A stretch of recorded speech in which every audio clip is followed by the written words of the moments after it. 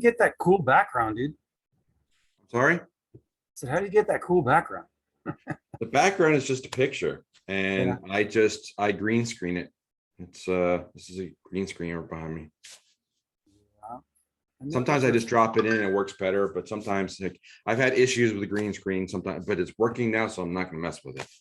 Oh, yeah, I'm with you. All right, well, let's get going, my friend. All right.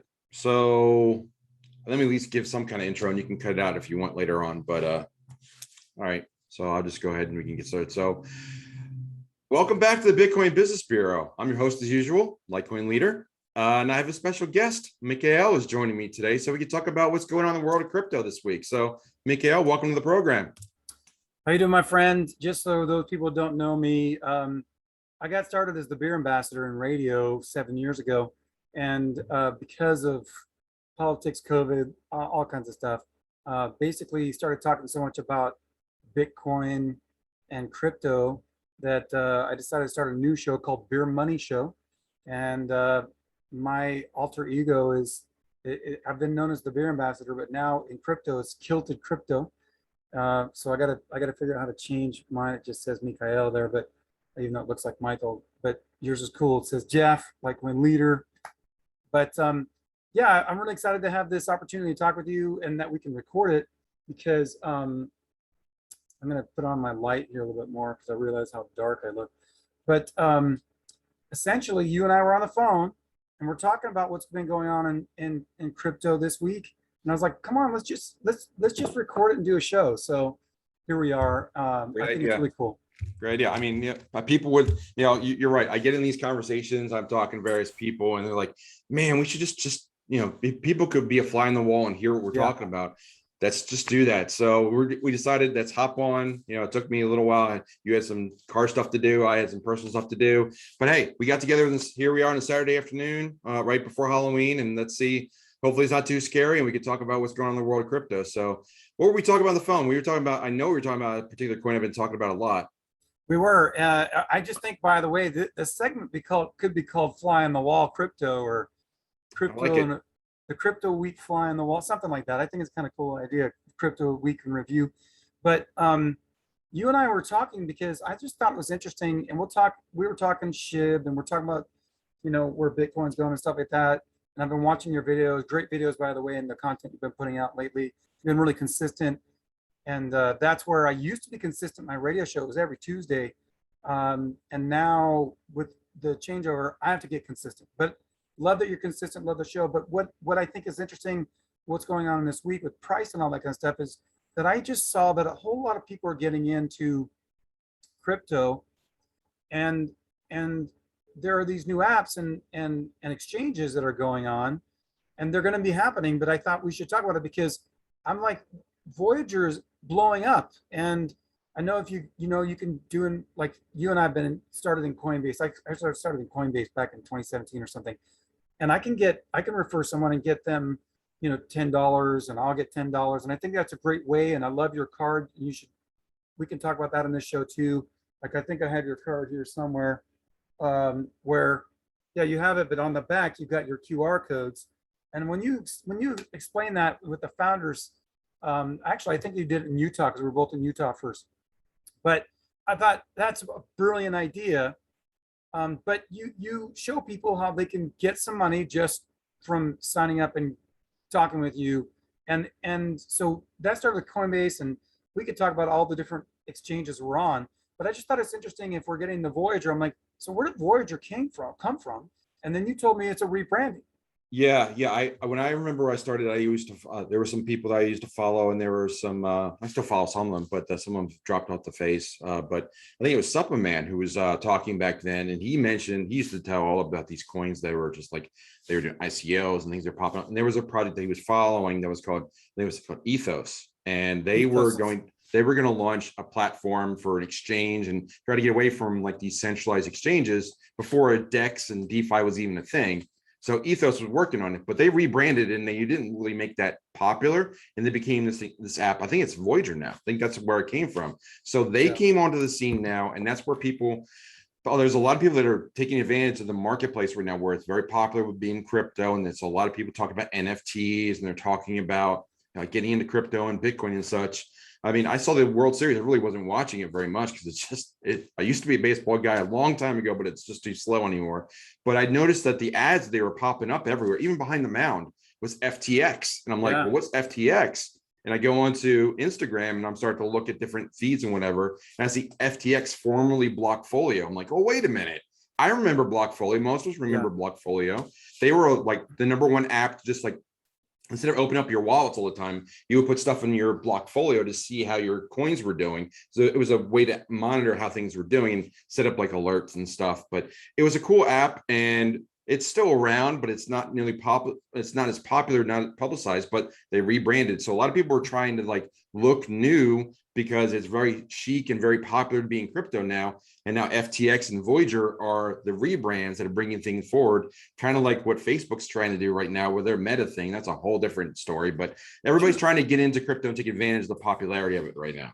Yeah. And if you're watching, like, if we look at Anthony Pompliano and his new show with his brothers, the Better Business Show, which I think is great, and I watch them.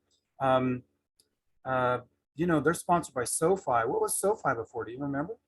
I don't remember what SoFi was. Because SoFi is blown up, and like, did they get bought out? I mean, someone else bought them out. I mean, they're I don't know the history. crypto. Maybe someone could put it in the comments later on, put up on YouTube. But it's tough to keep up. There's, even for someone that's in it full time, I can't keep up with everything. It's just like there's so many things to do. It's amazing how much like the to-do list, and like, oh, I got to get back to. I got to do. Now, I've been meaning to do more interviews like this and more conversations with people, because I think that that's a gap in the marketplace. We don't have a lot of dialogue back and forth. And I think that's something that we may even start doing more of these live and have the chat and going on like. But that's something that we don't have a lot of dialogue in the space. We have a lot of monologues, a lot of videos. People put out content, which is great. But I think people like the interaction. So that's what we're trying to do more. That's what I'm trying to do on my site, where I'm doing the like the weekly AMAs and just the conversation with subscribers, because people want to be engaged. They want to get their questions answered. But yeah, it's everybody's putting FI at the end, because DeFi, SoFi, traditional FI, like that's like the hot phrasing right now, is to do that. Fine, it's short for finance, obviously. Yeah. But yeah, it's interesting because my show, I mean, what I've always done is really just an interview show. And look how many months it's taken me to really get going. There's been a few other, personal issues and all that, and travel, but I keep going, like, I'm going to get to it. And I'm like, I just have to put it as priority, because I'm a single dad and other things happen. And I'm also the beer ambassador, trying to get that going, or keep that going. But I really am excited about doing this kind of style of show and talking with people like yourself, because you've been in for a long time. What is it that, really got you into crypto, and when was it? I mean, I have an idea because of your name, Litecoin Leader, and then we've had some conversations, but, for your viewers and mine, since it's going to be posted on both of our shows, tell me about that, my friend. Yeah, so I started about 5 years ago, and I tell people I want to be the guy that I wish I had when I started. But I found out from a friend of a friend who, like, I knew about Bitcoin before, because I was, on fantasy football circles and poker circles, and people used it back then. But it wasn't really mainstream, or like the Coinbase wasn't even really that well known, even though they were still one of the top ones out there. Yeah. But it was pretty much them and Gemini back when I started in 2016. But when a friend of a friend came back from Asia, and he said, yeah, I paid for the whole trip for the last month in Asia via Bitcoin. I'm like, well, hold on. I need to hear about this. Yeah. And I started to dive in. That's where I learned of guys like Bitcoin Ben and JSnip4 and Bix Weir and Omar Bam and Supplement and a whole bunch of other people. Because you watch one video guy and he'll mention a couple people, and it just kind of bursts from there, and all of a sudden you've got like 50 people to watch. Yep. And you pick up on their videos, and you start to, like, I tell people, like, you don't need to watch everybody. You kind of get their message and what their core topics are, but also like who resonates with you, who you like listening to, who makes sense to you. Yeah, I think people connect to personalities too. I mean, they're gonna like your voice. Some people, like, it's funny because I was watching a very popular music show, and I'm watching it with my daughter, and there's this one singer that was on there that her age, and I would think she would like someone her age, but she was like, because she could not stand the timbre of that girl's voice, just her voice. Yeah. So sometimes that can be you know, a plus or a minus to certain people, and you're just your style, but it's also our background. I mean, each one of us has a unique story because of our history and where we've come from, right? And, Right. and where we're going.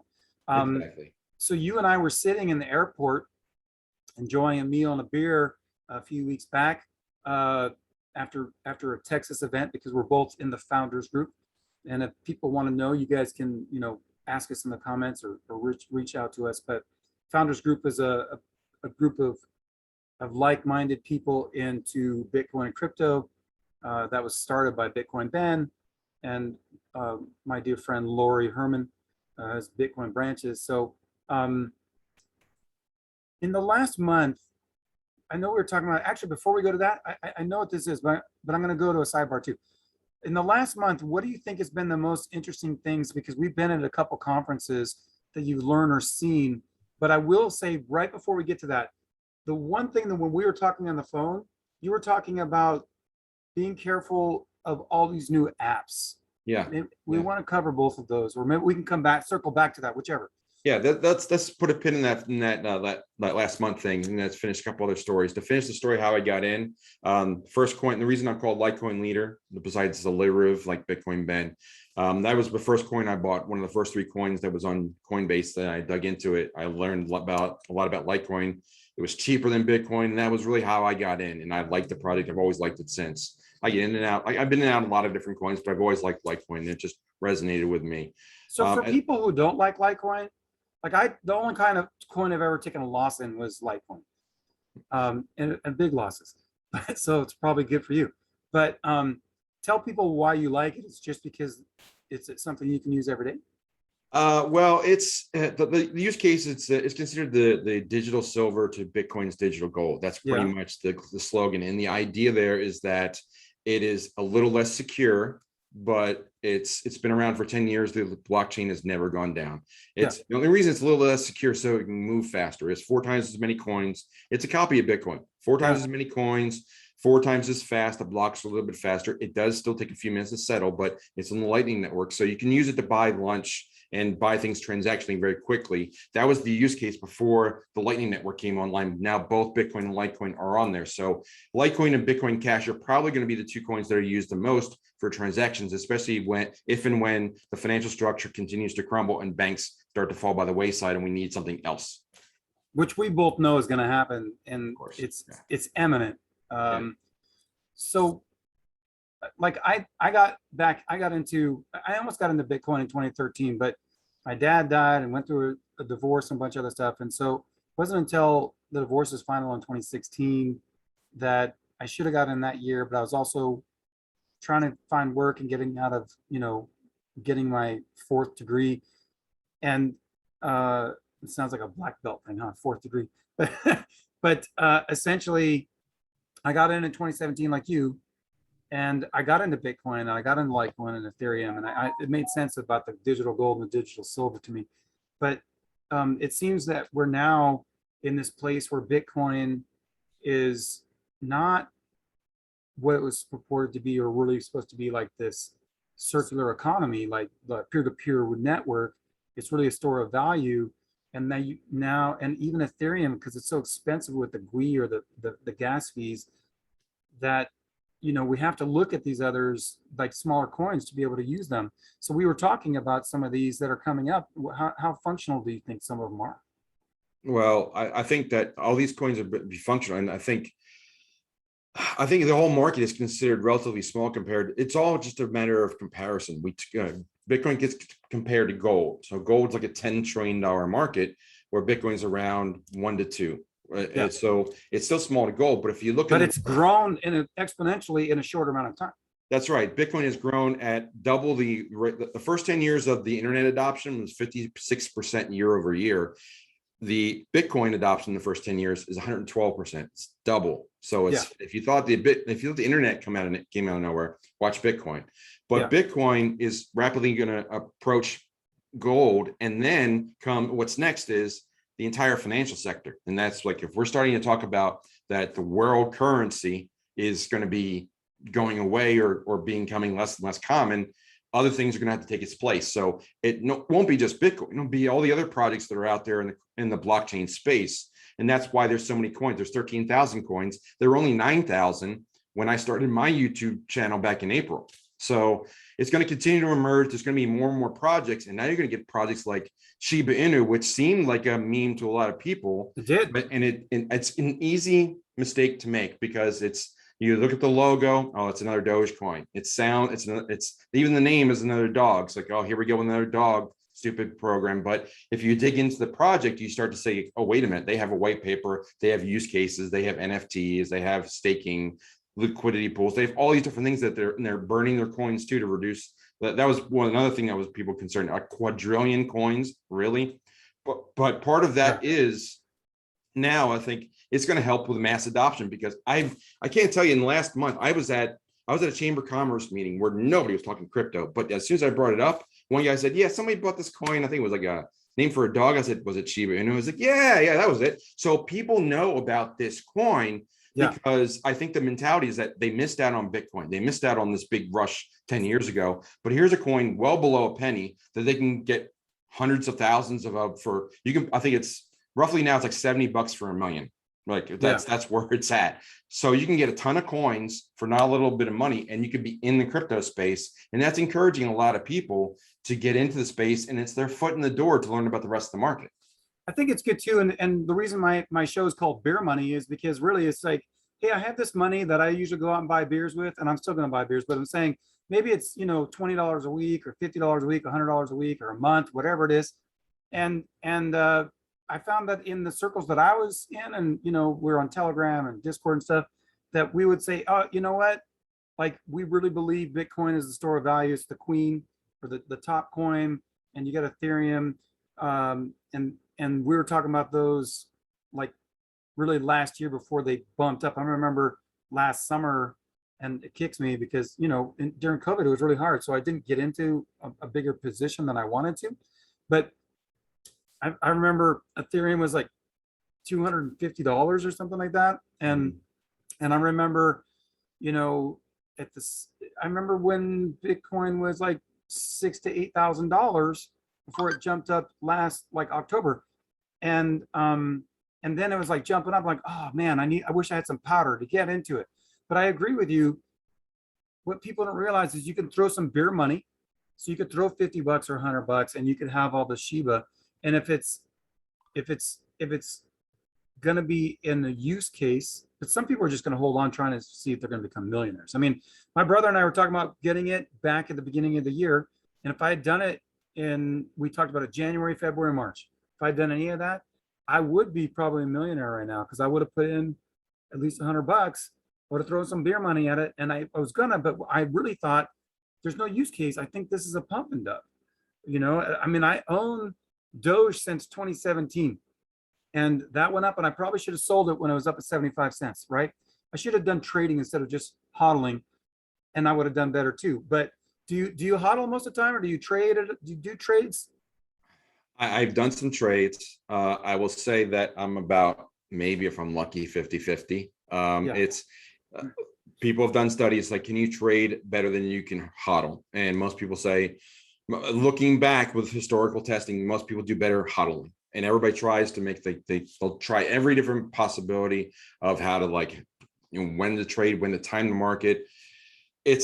You can trade if you want to trade, but it takes a lot of intensity. I mean, if you're in more than a handful of coins, if you're more than like 4 or 5 coins, you gotta be on top of stuff and know, like, you have alerts set or whatever, because life gets in the way. You're not going to be able to watch these coins as much as you want. Like, somebody was telling me, hey, this coin's up. Like, I did not even know Theta was over 8 today until I oh, look at that, coin's up. And really? I didn't know that. And I've been in Theta for years, but a lot of what you said, a lot of people feel, and even people that have been in this market for years, we all have that fear of missing out. If I hit, or what if like 2020 hindsight, the FOMO, like fear of missing out, or if I had just been in this coin instead of that coin, I would have been a millionaire. Or if I had bought more Bitcoin back then. You can't change that. You are in where you are. And the thing is that people have to remember, people that are new to this space, like, if I'm going to tell anybody, I try to be the person I want to be the person I wish I had when I started. You're gonna Yeah. feel like you're missing out. You'll never catch up to what I have or somebody else have. These other YouTubers have that have been around for years. You're not trying to beat them. You're trying to preserve your wealth and grow for the future. Yeah. Get into good projects now and then be smart about it. And if you want to trade, just go ahead and trade, but don't trade at all. Just trade some. I tell people, not financial advice, of course, but I like to have a trade bag and a hodl bag. And like that hodl bag, I won't touch. Like I have a hodl bag of theta. I don't ever want to really dip into. I mean, I could if I would needed to, but for the most part, I've been holding that same amount of theta for like 3 years. And I'm really happy that I have. But Yeah. I bought more a couple of years ago when I would have started. I noticed the coins move rapidly when they get between like a quarter and $1. They move quickly to that space. Like sometimes they'll just languish at a point and all of a sudden they'll start to hit that knee and turn upwards quickly. Yep. So when theta started to make 30, 40 cents, I'm like, let me buy a trade bag and see if I can get it traded too soon, but I still made a profit. So again, you will always, hindsight's 2020. You always like, if I'd only held it, or if I only done this, or if I traded that, no one ever sells the top. No one ever buys the bottom. Only one guy ever gets there. So Yeah. get that. So You can't. be happy taking profits and never sell it all. And you just learn. You like, this is an evolution over time. No one ever gets everything perfectly right. So just be in the space and just enjoy the ride. 100%. I mean, I've learned a lot, and you learn it from like making mistakes, right? But I know it's always been said, but like 3 months in crypto can be like 4 years in regular finance, right? And if you're in for, like you've been in since 2016, I've been in since 2017, you learn a lot, but we're growing in such like a massive amount. Insane. With all these coins, it's so like it's hard to stay up on everything. We were talking about that. It's just hard to stay up on everything. Yeah. I mean, just look back a year ago. We weren't talking about NFTs. We might have been scratching the surface of DeFi, but not really. Yeah. And DeFi existed, but I'm not sure we had the term of decentralized finance then. We had decentralized exchanges because Uniswap existed, but that didn't exist when we started. When I started, it was Coinbase or Gemini. Gemini had Ethereum. Kraken. There was Kraken too, but I got into Binance and Poloniex as well. Oh, I was in Cryptopia. I've been in Cryptopia. I was in Mercatox before. I mean, there could run down Poloniex, Bittrex, Bitfinex. Yeah, you name them. And like then you start hearing about apps like, well, I heard about Anchor USD. Like, what is that? Like, there's an Anchor, there's Voyager, there's Robinhood. And I tell people, if you're going to get into a new app, a couple things that we really need to address and make sure that everybody understands. Yeah. Make sure you can get your coins out, and make sure you have your keys and your passwords. Like Abra, I recommend the Abra app. And the reason I recommend that is that they give you your 12 seed words and you can restore it if anything happens to your device. That's very important. So the first thing is, can I restore a wallet? Secondly, can I easily move the coins off of that platform? Because while it's on a different platform, that platform controls that money, not you. So that's a risk. So you want to have it. And I do the security videos all the time, or I refer to it all the time, but having your own wallet, whatever you choose, if it's a crypto laptop or an unlocked cell phone that has wallets on that stays just on your Wi-Fi and you can turn it off. That's my preference. That seems to be cheaper, but have something where you have 100% control, where that device is yours and you can always pick it up and say, there's my crypto. But I will say, it's not perfect, because I was on the road 2 weeks while we were out there in Utah and Texas, and I was in Oregon and a bunch of other states, passing through California. And I learned that Gizo was closing out and I couldn't get to one of my wallets. So I couldn't claim my Gizo because it was safely stored at my home. Oh, it happens. But yeah, I knew the right thing to do was claim all I got and make a video as fast as I could while I was at Divvy Daddy's house and say, everybody, you got to go get your Gizo. So that's what we do in this community. We help people. No one's perfect. Mistakes happen, but you do the best you can. You know what I love about our community I say Bitcoin brings people together. It's crypto, right? Because I'm not a maximalist. You're not a maximalist. But even though I still believe it's the top coin and the best store of value, and I know that it's going to go up, and we can talk about that, but I believe just like beer brings people together, Bitcoin and crypto brings people together. I mean, I've made more friends. It's actually how I met my girlfriend. But I've been part of a meetup since 2019, and that we meet weekly.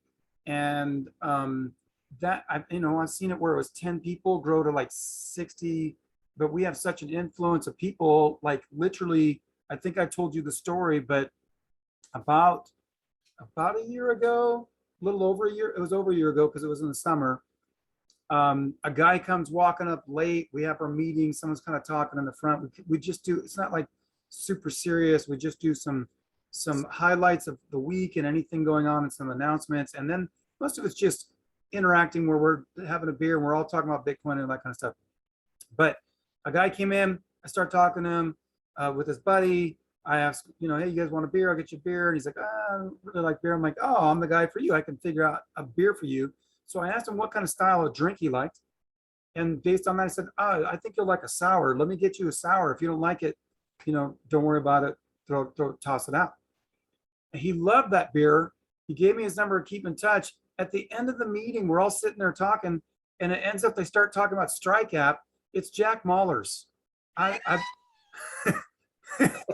You hadn't told me. That's a good story. It's a great story, isn't it? Yeah. It's another thing I want to do, Bitcoin stories, because it brings people together. There's a lot of stories about how we meet people in the community and how we support each other. I think it's really cool. It's amazing. I'll be heading down to Florida in a couple of weeks after my meetup this coming week in Myrtle Beach. And that's on November 6th, by the way, which is on Saturday. If you're in the area, stop on by. The information's on my website.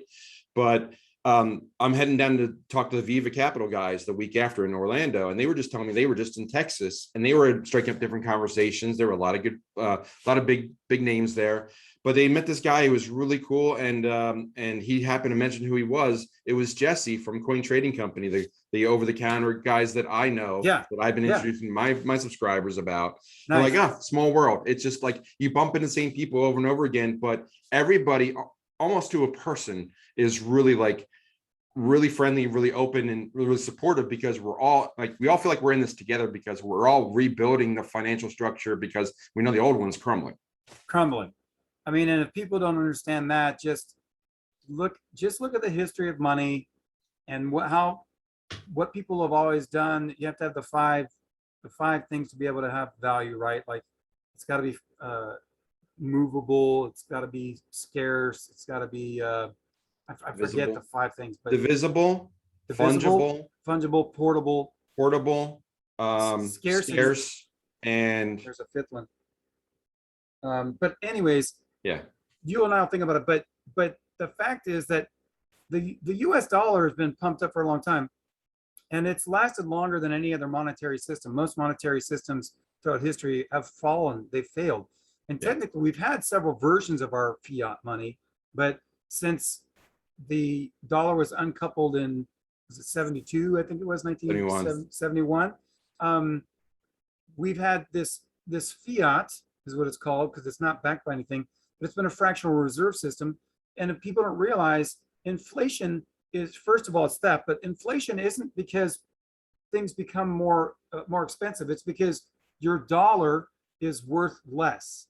And it keeps descending. But now when they keep printing money, and that printing is really not printing, it's just digital, like this. Because I have a friend that was on basically for a couple of years, she had another friend that said Bitcoin, Bitcoin, Bitcoin. And we ended up being on a flight when I was going to Texas back in July for the July founders meeting. And she said, I don't get it. And I said, listen, do you get how your bank works? And when you use your credit card or your bank card, no, but you use it. So why can't you use Bitcoin? And she just had an aha moment. I said, because she said, oh, it's just printing money. It's just made up. I'm like, and that's what the bank does. That fractional reserve system, they take, you put in $100, they take 90 of it and they lend it out. But when they do that, they do it again and again and again. And so it's pumped up. So if people don't understand, that's why we say things are going to get more expensive, but the dollar is going to fail. And that's why you need to be into crypto. Yeah, they try and hide all this as best they can. They try to say, oh, we keep inflation 3%. But if you look at for 100 years, 3%, that's how your dollar loses 97% of its value. They just take 0.97 and raise it to 100 power and see what that number is. It's like 0.03 or 0.04. That's all it is. This is basic math. But we started in 1913 with the Federal Reserve. Then when they had gold confiscation, then Bretton Woods in 1944. So there was the next rebirth. Then 1971, they decoupled from the gold standard, another rebirth. Then 2008, too big to fail, there's another rebirth. So that's when it should, all those times that it was reborn is basically when it should have really exhausted, but they kept it going. So the average fiat currency, which means by decree, that's the actual terminology, Exactly. but it's really just like supported by nothing, just the faith in the government, which no one has anymore. Yeah, because now they it's say all so. crumbling. Yeah, and inflation is probably really 7% or more than the 3%. So yeah, they keep playing with that number. If you want the real numbers, you go to like shadowstats.com, because they changed that, just like they changed the no one realizes that the stock market, like the Dow 30, that changes every couple of years. They just change who's in it. yep. And when someone like, it's like a, you know, if they're failing, they just blame on that person, get rid of them, and give someone else in, right? But Yeah, just like corporations, and they get a golden parachute or whatever. But if we're talking about inflation, I think that's why it's important to people to know, and why it's important for me. But I think even the crypto community, and it's being talked a lot now. And this is one of the things that, if we're talking about a recap of this last week, I thought it was, and it's not, he's not my favorite guy, but I do like what he's doing for crypto lately. But Jack Dorsey, who not only is the head of Twitter, but he's also the head of Square. So he understands what's going on with money, and he basically tweeted about hyperinflation. I don't know if you saw that or not. I didn't see that. I've been thrown off of Twitter number of times that I don't even manage my own Twitter account anymore. Okay, all right. So we keep it that way. I do my own Instagram.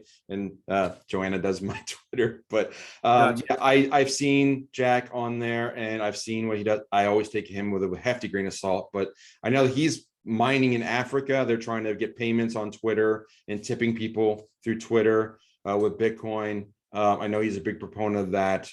I know Charles Hoskinson from Cardano is doing a lot in Africa. Yep. As is Reggie Middleton. A lot of people are doing a lot of stuff in Africa. Safe Moon too. Yeah. So like the US is, people will have to understand that most of our audience is probably from the US, and we are very US centric. That's just our nature. People think that we're like us, but most of the world is not American. So they feel the pain of like the US dollar and inflation a lot more than we do. And we're going to be one of the last ones to know, because no one reports to us in the media, of course, of how the dollar is not doing well, and how everything, like the world is using other currencies and doing more trade outside of the US dollar. Well, I mean, you just mentioned that you're going to go to an event in Miami, and didn't you say that Robert Kiyosaki is going to be there? Because Robert Kiyosaki has been sounding the alarm, especially on YouTube, for a long time. And he said it was going to be October, but it looks like it's going to be a little later. But he believes that the banks are going to fail and collapse. And I mean, that to me, he's not the only one, but he's one of the big ones that sound the alarm. Yeah, Robert Kiyosaki is one of the big voices of the last 30 or 40 years with Rich Dad, Poor Dad, and now his radio show and podcast. But yeah, the Viva team bumped into a couple weeks ago, and they said he was going to be in Miami with Mark Moss's event, which is kind of about the Great Reset and speakers. But I'm going to be at that event that weekend. I think it's the weekend of the 14th, and then the weekend. So I got Myrtle Beach. Then I'm going to meet the Viva team, and we've got they have an annual thing that they're doing in Florida, and then we're just going to go down to Miami for the weekend, and then that's pretty much it, I think, for the rest of my calendar year for travel. Thank goodness, but it's been a wild year for travel. I traveled so much last month, and I guess it was really still technically this month. I traveled so much, so I went from. It was this month, because today's the 30th. Yeah. You're right. I left September 30th, but I went to Utah, to Salt Lake, and then I went to Oregon, then Texas, then back home. It was 9 total flights, because you can't get a straight flight anywhere. But it was pretty crazy, and I was so much travel. When I was home back in Myrtle Beach, the first morning I woke up, my first thought was to grab my phone and check my flight information, because I didn't know where my next flight was, and I was home. So that was a bit too much travel for me. But I mean, there's a lot going on in crypto. Just like you think you can't, our audience can't keep up, we can't, and we're in the space. So we're trying as much as we can. But the big stories. Everybody's talking about Shiba. Everybody's talking about the new apps. FTX is advertising at the World Series. I think they bought an ad at the Super Bowl too. So for next February. Okay. So that's for like big money. Yeah, big money, like $97 million or something. But it's been coming. People have been talking about that, but it's so mainstream now. Crypto is everywhere. Everybody's talking about NFTs, and that's coming out a lot.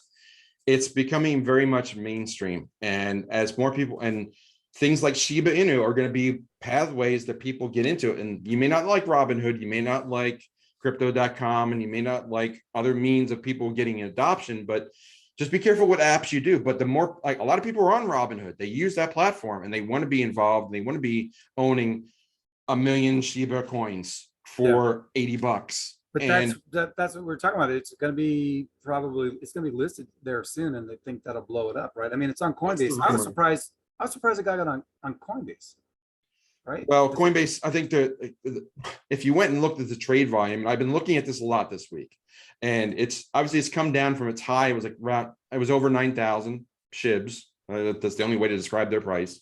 But it's with all the leading zeros. It was 0.000009,000 Shiboshis or something. Shiboshis, yeah. Satoshis. So 100 million Shiboshis is $1. Versus 100 million Satoshis is a Bitcoin. Not quite comparable, but the idea is that Shiba Inu was such high volume, Coinbase couldn't ignore it. So they had to add it. And Shiba Inu was the #1 traded coin this week, above Ethereum and a bunch of other coins as well, well above everything. And on the way up, in the last 2 run-ups for Shiba Inu, if you look at the graph for the last month, it's been ramping up quickly, and it's got high volume on the buy side. When it ramps up, there's a lot of volume, and when it comes down, it's low volume. So what tells me, it tells me a couple of things. There's not a lot of sellers. There's a lot of people buying, because it's when it's buy time, it goes up quickly. That means there's not a lot of sellers. When it comes down, the volume goes down, not a lot of sellers, and that's happened twice in the past month. So I know, can't predict it, but I mean, the next run up could be big. Could be. I agree with you, and I kick myself, because not only could I have bought at the beginning of the year, but I just at the beginning of the month, when we were in Texas, I was sitting down at a table after the conference with some friends. We were talking about Shiba Inu, and one of my friends has a large position in it.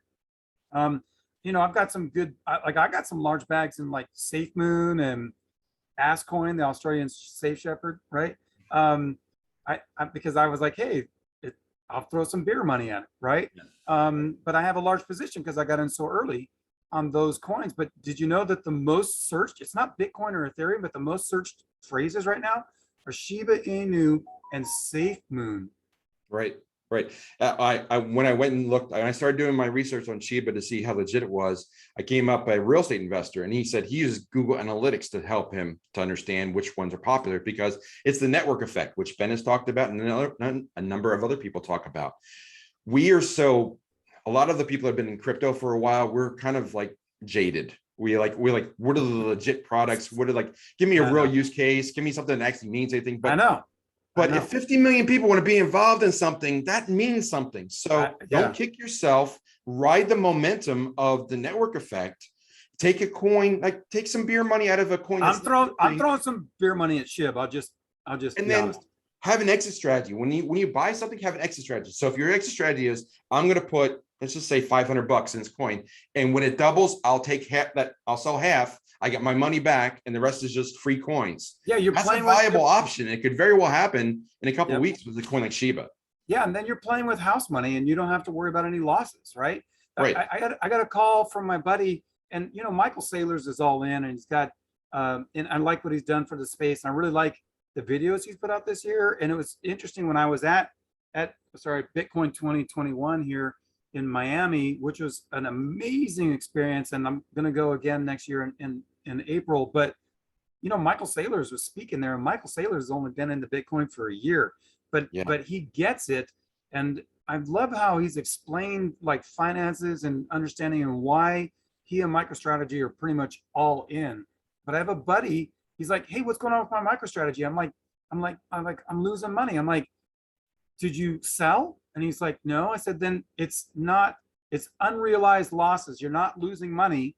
And when next month in November, it's supposed to hit like probably $85,000-$90,000, you're gonna be happy. And then at the end of this year, within 2 to 4 months, so I'm gonna say December to like February, because we know the whole thing with the holidays and with the Chinese New Year, which happens around February, it always affects the price of Bitcoin, always. But it's going to break 100K. It's going to break 100K. And there's that whole, that mental like level of everybody, like that new level. But once that happens, we're going to see some, people think, oh, it's too late. It's too late. No, stack your sats, get your Satoshis, because once it breaks that 100K, even if it has a healthy retrace, which it will, it's institutional money is going to come in like we've never seen before.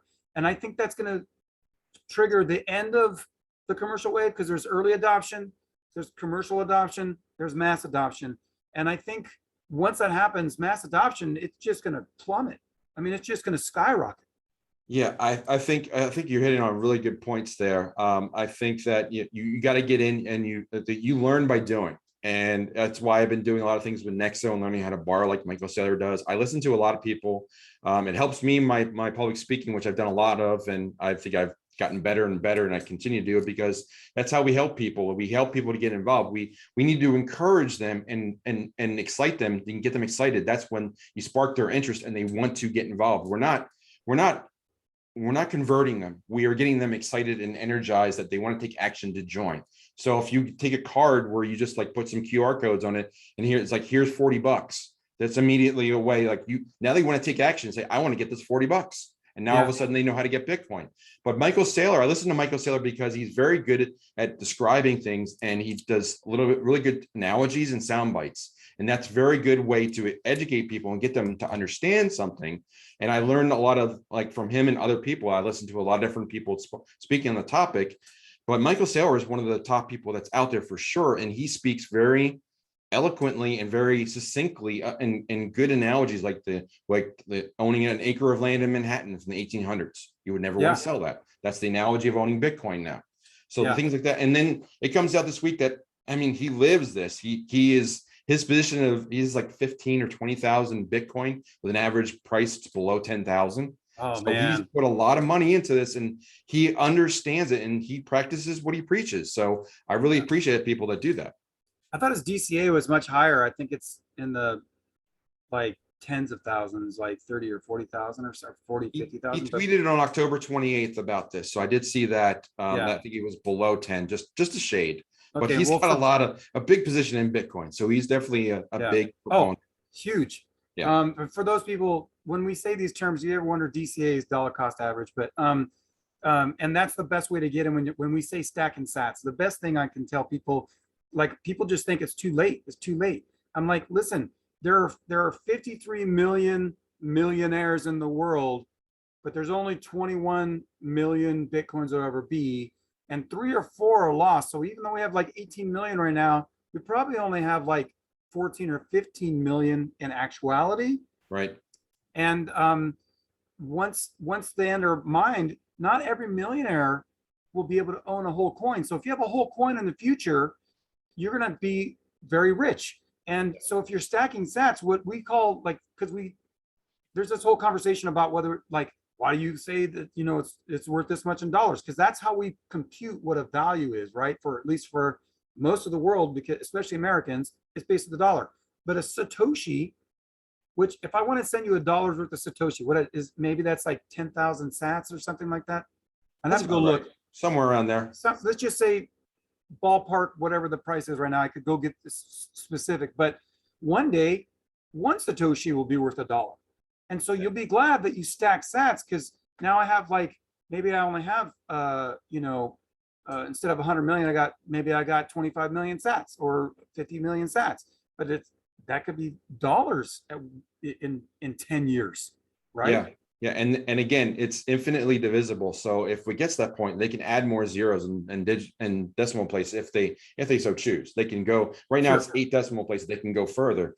But yeah, the scarcity is really there. I think there was a calculation that a lot of people circulated a year or two ago that the top 1% will have 0.28 Bitcoin. Or if you have 0.28 Bitcoin, you are guaranteed mathematically to be in the top 1% of Bitcoin holders going forward. And that probably didn't even account for the 1 million that's in Satoshi Nakamoto's wallet, which has never moved. So those are probably, those could be dead too. So we don't know, but I mean, Bitcoin is the benchmark right now for crypto, but it may not always be that way. And I'm not saying Shiba Inu is going to flip it, although if it 30x's, it does. That's interesting. Like, people were talking about the flippening. We always thought maybe it'd be Ethereum or something. Right. You know, first it was Litecoin, but then it was like Ethereum, and Ethereum's potential. I think it's gonna. I think it has the potential to hit 30, 40,000. If Bitcoin goes up and breaks 100K, I think that Ethereum has that potential. I mean, do you feel that? There is that potential, but I But we think thought that was going to be the flipping. What if it was Shiba Inu? well, I think it's hard to predict that. I mean, both of them have a shot, and that's the funny thing. Both of them do have a shot, which is strange, for very different reasons. But I mean, if Shiba Inu is the key to mass adoption, I could see it because and the liquidity is there. I mean, they have plenty of coins, so it's there. Yeah. But the question is like, well, why is this doing so well? Well, there's a lot of rumors of it being accepted for cash for different places, and it could happen. But an Ethereum could flip Bitcoin as well. Bitcoin will not always be the #1 coin. I mean, some people think they always will be, but I would take the bet and say I don't think it will always be, because there's going to be something that comes along that's more utility, because Bitcoin is going to lose utility because it's going to be a store of wealth and a lot of value. It's going to be governments. Governments are going to, like, if there's still such a thing as national governments, there may or may not, who knows? But national trade is going to have to be done in something with a large denomination that's easy to move. Right now, that seems to be Bitcoin. It's much easier to move than gold, and no one believes in the paper anymore. And they're doing it digitally, but that's just, I mean, that's fun with numbers on a computer screen. Could probably easily become Bitcoin, and then it's recorded much better on a blockchain.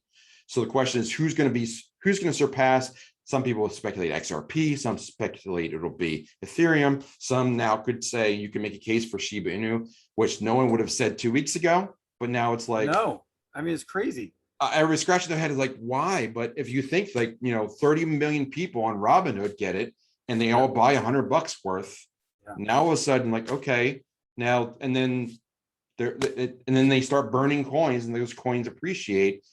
Who knows, or what's to say? I mean, what if Amazon says we'll take Shiba Inu going forward, and then, like, okay, now things changed radically. Yeah, I mean, Elon Musk is still like, they said they stopped on Bitcoin. They never took it off their ledger, though, by the way. But they'll accept that, but they'll accept Doge. I mean, you got, the Mavericks will accept Doge. I just think that, and I got Doge back in 2017. I've been hodling it because I was like, hey, this has got the same protocol as Bitcoin, just like Litecoin, whatever. And I know it was, it started as a kind of a joke and a meme coin, but I was like, I thought it was amusing, and I was like, I had a bunch of people hating, even my brother. Why are you buying Doge? And because, I'll just be honest, because what people said, I didn't buy more Doge, and now I kick myself. But I still threw some beer money. You know what the beer money was at that time? I think I threw $10 at it. And I've got thousands of coins. Now, I'm not going to be rich off of Doge unless Doge hits like $100 or something like that. But then I would do really, really well. But that's not impossible either. I mean, some of these things, they're both in the top 10. Shiba Inu and Doge, which are meme coins, are in the top 10. Oh, what do they have in common? A large network that supports them.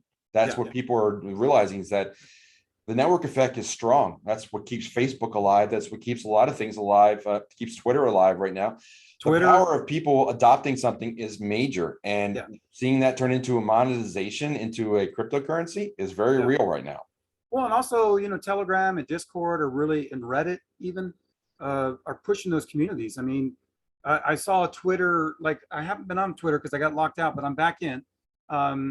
And so there's a whole thing going on this week with really Pompliano and Sailors. They're really they're maximalists, and they're talking about. I mean, if you, I don't know if you know, but Pomp was talking about, she is really a poo-poo coin, right? Like Shiba poo-poo, because he's a maximalist, and I understand that, but I don't get it, because at the same time, like, if you're in a financial and you're talking about stock market and all this other kind of stuff, look at the facts of what this coin is doing now, and that it might have been this meme coin and kind of a joke, and what can we do at first, but now they've changed their use case, and now, as you were mentioning a little before, like, they have stuff that could be viable going forward, and I think that could be a game changer. right? Yeah, a lot of maximalists and a lot of people like, and I would say even Michael Saylor does this because he's more of a maximalist, and they almost, it's somewhere between myopia and ignorance. They choose not to investigate these coins. They'd easily dismiss Well, when do it you, could have value. well, but again, if you're all in on that, it's in your True. best interest to maybe focus on that and talk about it. So is that a type of FUD for the other stuff, or is it just high? It's just, you're shilling your own coins. I don't know. Well, I think it's kind of like a little bit of hypocrisy, because if you're going to get on like Peter Schiff for trumping on gold all the time because he's too ignorant of Bitcoin, Yeah. but then you are all about Bitcoin, but you step on another coin because you're too ignorant of that use case or that's purpose. Aren't you kind of doing the same thing that you were criticizing Peter Schiff for? And So the same that's thing. I'm sorry, go ahead. no, go ahead. I was going to say the same thing that they were doing about, about Bitcoin from the beginning. I mean, how many times has Bitcoin been called dead? At least 400. I think it 99 Bitcoins keeps track. It's like Something like 400 that. or something. Yeah. Yeah. And it's been, it's a little over 10 years. So do the math of separating 400 into 10 years. It's died many times, but if it died, it's the best zombie out there, right? It's all PR. There's zombie companies. There's zombie currencies that are like the dollar. Yeah. And we've seen other currencies die in other countries. But the thing is that, again, US centricity. We've never seen our own currency die before. But people that have lived in Greece or Venezuela or Colombia, it's happened. Zimbabwe. Zimbabwe did not start out with $100 million for a loaf of bread. It did not start that way. And same thing with like over in Asia, that like I think in Korea they even use like large denominations. Like these, they did not start with $10,000 won or yen being like lunch. That was not originally the denomination of the currency. Hyperinflation took over, and then things just soared, and then they had to revalue everything, and it's happened over and over and over again. We've just never seen it locally because we control the market. Well, in Venezuela, if you talk about that, they were in a top 10 countries of the world financially, and then basically corruption and inflation hit. And so when I was at this conference, I keep doing the wrong one because I'm looking at myself, but when I was at this conference in Miami, which is the biggest conference, the Bitcoin conference, they are mostly maximalists. They're going to talk about Bitcoin and everything else. And I'm okay going there to learn. There's a lot of connections, got to get things. But when we were there was a company and they had a dumpster and they had shipped in the Bolivar. They had 50, and I could run to my bedroom and get them because I kept some, but they put the $50 Bolivar, right? They had stacks of them and they were just going like this to a trash can, and they're all over the ground because they're worth nothing. And it was funny because some people were picking them up. And I saw this girl and I said, hey, she's like, I can't believe this. People are throwing away money. I'm like, it's the Bolivar. She's like, yeah. And she was like, had a stack and she was picking them up. And I'm like, yeah, that's probably not even worth a penny. And she's like, what? And I had to tell her the story that they were just making a point that this is fodder now. You could burn it. You can make art. An artist asked me to get him a stack. I got him a stack. And then I invested in his thing because they had a bunch of art and comics and stuff. So I got a signed version of his thing because he said, hey, well, I'll make a trade with you. I'll give you my thing at a better deal, which he did. Give me like 50% discount if you'll give me that, because I want to use that in some art. But the point is that could happen here now.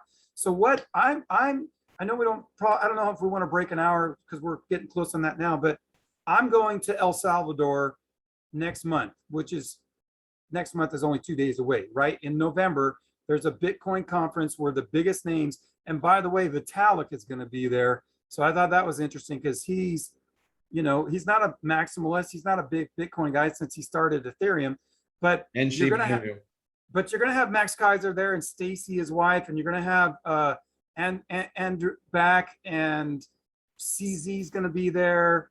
And I'm trying to remember, and I think Andreas, I can never say his last name. Yes, he's going to be there. So you're going to have some big maxis there. They're going to be there. And so I'm going with some friends that Bamboo Ben and Lori and my girlfriend. We're going to be going down there. Some of the founders, Bitcoin Ben obviously is going to be doing a show for a week there. But I think it changed things for people that, here's a country that's poorer that now accepts Bitcoin as as legal tender. And now we know that like Brazil is looking at that, probably Mexico and some others are. And so it looks like Central and South America might be the first countries to be going in to make Bitcoin legal tender. And I think that's going to make a huge difference. What are your thoughts on that? That's huge. I think that I mean, and Brazil being a BRICS country, I mean, you have Brazil, Russia, India, China, and South Africa. Those are like a large network of countries that work together. But as soon as you get, as soon as you get the two, now you have two that can trade in Bitcoin. I mean, now you get the 3, 4, 5. You start like everybody's like, well, wait a minute. I mean, the first question that should have been asked was, what did El Salvador have before Bitcoin? And it was the US dollar. And people don't want to say, like, why would you pick Bitcoin over the dollar? No one wants to talk about that. Yeah. So the next thing is that now we've got other countries, Ukraine, Cuba, like we could have 4 or 5 countries in the next 6 months using Bitcoin. And then like the canary in the coal mine of El Salvador, which is kind of like the test market, becomes like, now it's like, okay, now this is becoming a standard. What does the rest of the world think of this, and what do they do? And all the G20, G7 type countries are like, we need to do something quickly. And they're probably doing it now. They probably are acquiring Bitcoin as much as they can now. Oh, you know, behind the scenes, they're trying to figure it out. I mean, even companies, but I heard a rumor that companies can't do it right now because they're in the fourth quarter. And because of their books, they have to wait till the beginning of next year. What do you think about that? I mean, if we get companies coming in like that, which is commercial adoption, but then you get on the backside, because we know that governments and banks are basically who control the world. They control the monetary value, the money supply, and they control, they like their power. Money comes power, right? Sure. So if this happens, they want, basically, I think the reason the FUD has happened, and it was under, it was a year and a half ago in February or March, where it was down to 3,000. I wish I had dry powder at the time, because I was like, because I would be a whole coiner multiple times, right? I can't say I'd be a whale, but I might be a little shark right now. But you know, it's not too late. But for us small people, but once these happen, it's just gonna it's gonna shoot to the moon. It's gonna. Yeah, the best thing you can do now is like you said, a dollar cost average, put money in the market. Don't worry about what could have been. Just do the best you can going forward, because everybody who's gotten into Bitcoin over the entire history of 12 years of Bitcoin has made money at this point, except for maybe a couple of people that got above 60 in the last couple of weeks. But for anybody over 3 years, you've made money. It's just, even if you bought at the peak of 2017 and had to wait till a year ago or 6 months ago, you still made money, because it was 20, then it became 30, 40, 50, 60,000. And if you zoom out, if you zoom in on like where the price was when we started 2016, 2017, it looks really crazy, but the prices are between 500 and 3,000. And you saw like these people, everybody's sweating. I remember last couple of years, everybody was like, are we going to stay above $6,000? And our miner's going to start shutting things off. And we were just getting worried between 5 and 12,000. Now that's everybody like, I wish I could get something under $15,000. I know. That's the way it's going to go. So you mentioned Ethereum. Just get into the market, be smart about it. Go on a channel like mine, where I put a bunch of videos out there of all these, like, focus on the major projects that are platforms in the top 20 or so. If you don't know what to do, contact either yourself or myself and book some time to talk to us, and we'll help you along the path. And we are people that, like, the funny thing is that there's not a lot of people in the space. There's even fewer that give back. So we're in a community where we will give back. And yes, we have to charge for our time, but I mean, if you can make thousands of dollars or more and protect your wealth for the rest of your life for the cost of a couple $100 phone call, would you do that? I mean, that's really the trade you're making. And like, it's like, you call an attorney if you want to do something legally. If you go to a doctor for a couple $100 if you want to do something like that. Yeah, not the best example, but use professional services when you need them. That's basically what we're offering, and you need to evaluate as such, because the world's changing, and I spent a lot of time to try and keep up with it, and even now I'm struggling to do it. But I think that we all know that we have a good amount of knowledge now, and we kind of see where things are going, and that's why I've done things like started a website, started a YouTube channel. Now I've got a Patreon, and I'm just trying to leverage my time as best as I can to reach as wide an audience as possible, because I know a lot of people need to hear this message. I agree, and I'm gonna. Since we're talking about that, we're both consultants. I'm gonna tell people, because everybody watch it, and you got to do the thing like, hey, this is not financial advice. And we will say this is not financial advice because we're not telling you what to do with your money, because we're not trained in that. And there's certain things with being a CPA or whatever, but we are consultants and we do know what we're talking about, and getting you into the field to be able to use your own education, reading white papers, talking to your CPA, wherever, that kind of stuff, to be able to do your financial decisions. There's a difference, but you don't know how to get that. And you and I were talking about honestly, we're doing this in Zoom right now, but I want to do it in StreamYard, but I haven't pulled the trigger, even though I have StreamYard, to figure out how to do that, because there's a learning curve, right? Right. But it's about doing it. So if you talk to someone who's done it before, it makes it much easier, because people, they don't like to struggle. They like easy.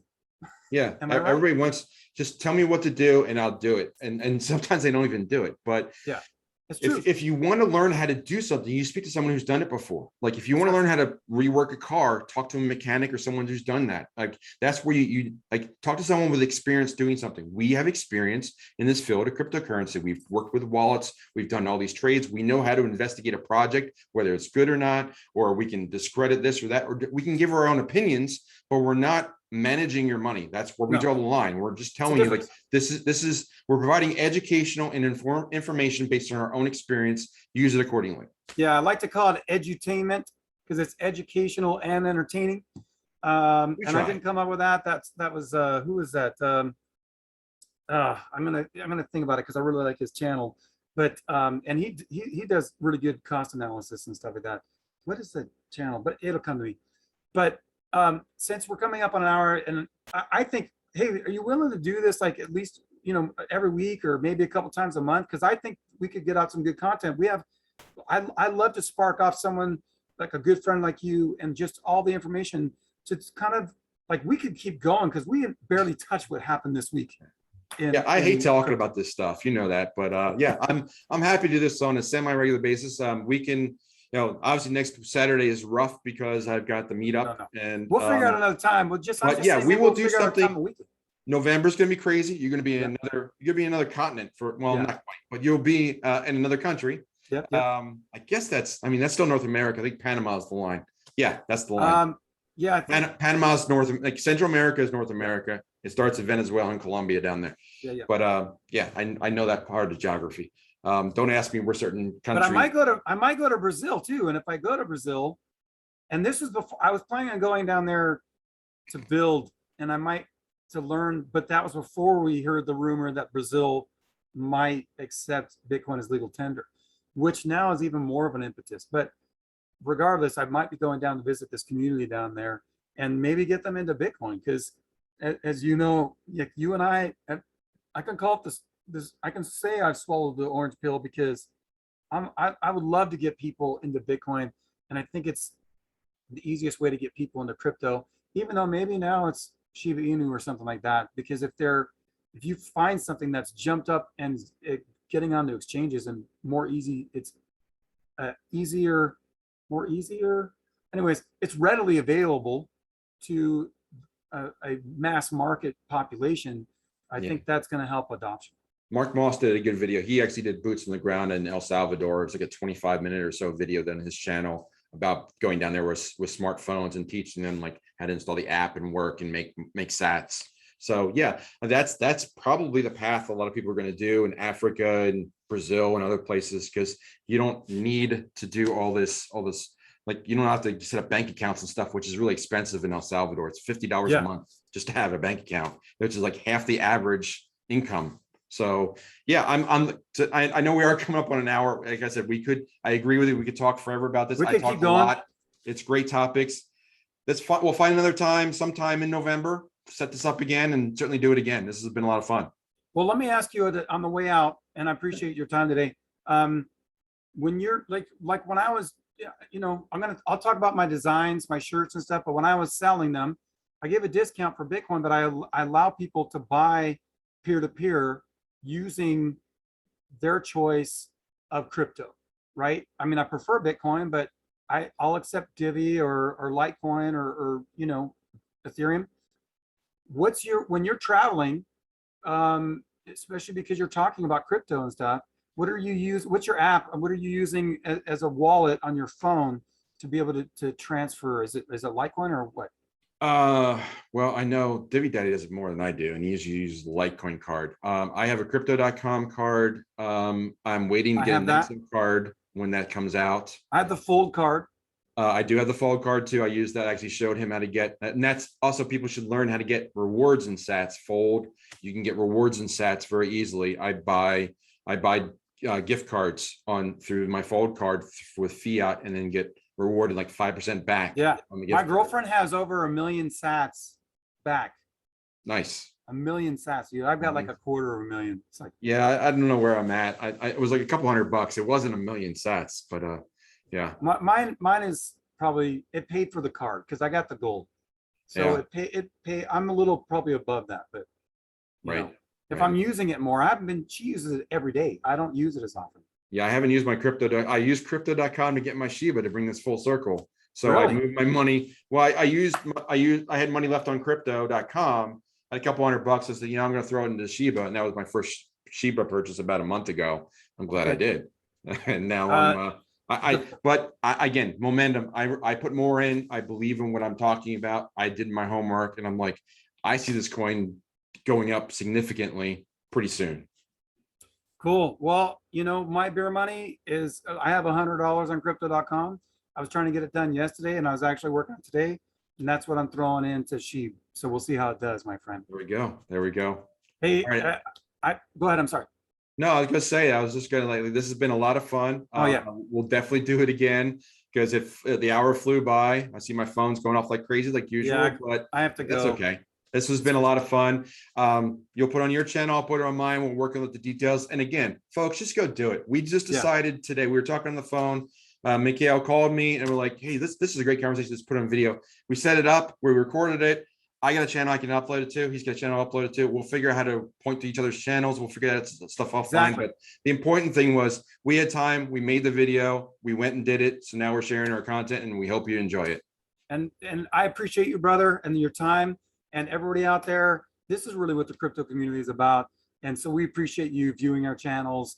And we do like it though when you subscribe and you hit the like button and you even smash the notification button. So thank you. We hope that you'll do that and you'll spread the word because we have a lot more content coming. And I've got a lot of some big names that will be coming on the show soon. So keep going out there and meeting people. You never know what happens. Absolutely. And if you like this kind of content, leave a comment down below. Tell us what you want us to talk about next time. And we'll be sure to do that. In the meantime, I hope I'm sure Mikhail would love to see if you happen to be in Brazil or you happen to be in El Salvador. El Salvador. I would love to see if you're in Myrtle Beach or Miami in November. If not, we'll see you on this channel and Mikhail's channel next time. All right, my friends. Cheers. Take care. All right. That was great, my friend. I don't know if you're still recording or not, but I just hit stop.